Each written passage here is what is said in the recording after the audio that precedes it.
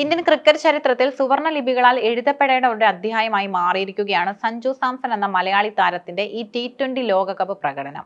അഹമ്മദാബാദിലെ നരേന്ദ്രമോദി സ്റ്റേഡിയത്തിൽ ന്യൂസിലൻഡിനെതിരെ 96 റൺസിന് തകർത്ത് ഇന്ത്യ മൂന്നാം കിരീടം ചൂടുമ്പോൾ ആ വിജയത്തിന്റെ ശില്പിയായി മാറിയത് സഞ്ജു എന്ന പോരാളിയാണ്. 2024 ലോകകപ്പിൽ ഒരു മത്സരം പോലും കളിക്കാൻ അവസരം ലഭിക്കാതെ മടങ്ങേണ്ടി വന്ന ഒരു താരം.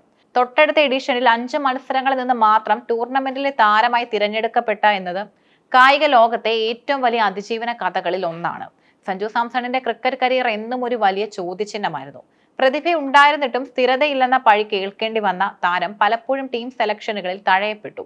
എന്നാൽ 2026 ഈ ലോകകപ്പ് സഞ്ജുവിനെ സംബന്ധിച്ചിടത്തോളം കേവലം ഒരു ടൂർണമെന്റ് ആയിരുന്നില്ല, മറിച്ച് ലോകത്തിന് മുന്നിൽ തന്നെ തെളിയിക്കാനുള്ള വേദി കൂടിയായിരുന്നു. ടൂർണമെന്റിന്റെ ആദ്യഘട്ടത്തിൽ പ്ലേയിങ് 11-ൽ ഇടം ലഭിക്കാതിരുന്ന സഞ്ജു അഭിഷേക് ശർമ്മയുടെ ആരോഗ്യ പ്രശ്നങ്ങളെ തുടർന്നാണ് ടീമിലേക്ക് എത്തുന്നത്. ലഭിച്ച ആ ചെറിയ വാതിൽ സഞ്ജു തന്റെ കരിയറിലെ ഏറ്റവും വലിയ വിജയമായി മാറ്റി.